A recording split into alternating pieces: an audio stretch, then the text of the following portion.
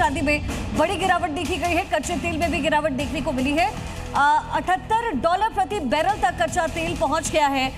ये बड़ी जानकारी इस समय मिल रही है। तो जैसे ही एमओयू पर सिग्नेचर हुआ है उसके बाद भारी गिरावट, सोने चांदी के दाम में भी भारी गिरावट देखी जा रही है। ये बड़ी जानकारी इस समय मिल रही है। मुकेश सर, ये तो होना ही था। कहीं ना कहीं जो करंट अकाउंट है उस पर भी इसका असर पड़ता हुआ आपको आगे आने वाले दिनों में नजर आएगा। और ये सर कितने दिन तक कैरी फॉरवर्ड होगा?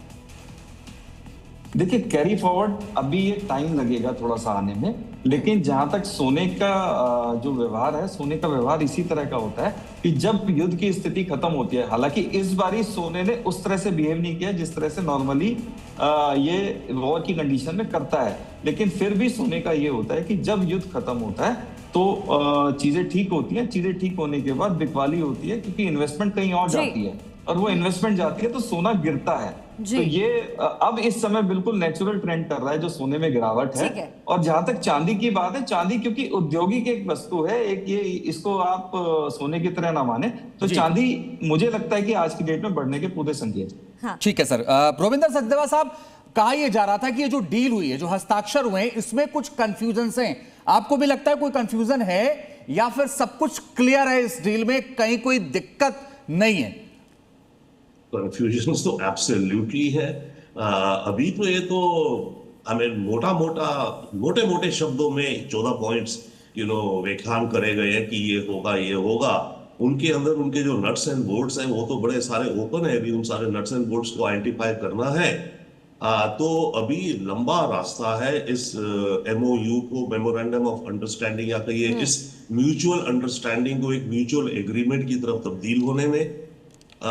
अमेरिका और ईरान के अलग अलग व्यू पॉइंट्स हैं, नीचे जाएंगे। कई चीजें इसमें मेंशन भी नहीं है by the way. In 14 points में जो शुरुआत हुई थी ये जंग था कि ईरान का यूरेनियम प्रोग्राम और ईरान का missile program ballistic missile program रोका जाएगा, राइट, या बंद करे ईरान। उसका तो मैंने भी पूरा ध्यान से देखा नहीं है, पर अमेरिका से मिसाइल्स का कोई मेंशन ही नहीं है 14 पॉइंट में। जी, नहीं है, नहीं है। हाँ। तो बैलिस्टिक मिसाइल। और सर एक और रविंदर सर, इसमें एक और चीज है। एक तरफ डोनाल्ड ट्रंप कह रहे हैं कि स्ट्रेट ऑफ हॉर्मुज फ्री हो जाएगा, लेकिन 60 डेज ये लिखा हुआ है सर, इसके मायने क्या है? You very very right. उसमें लिखा है at no charge for 60 days. तो 60 दिन तक तो अभी चलेंगे। उसके बाद स्ट्रेट ऑफ हॉर्मुज में शायद अगर फ्री भी हो, मान लीजिए, चलिए ईरान का दबदबा तो बन गया है स्ट्रेट के ऊपर। ये एक नया न्यूक्लियर वेपन पैदा हो गया ईरान के हाथों में, जिसे मैं कहता हूँ हॉर्मुजी पंजा। 6 महीने, साल, 2 साल बाद फिर कुछ हो, फिर ईरान पंजे को टाइट कर देगा। But to your point of this की कोई चार्ज नहीं होगा। ये कहा जा रहा है कि टॉल नहीं होगा, टॉल यानी कि चुंगी नहीं होगी।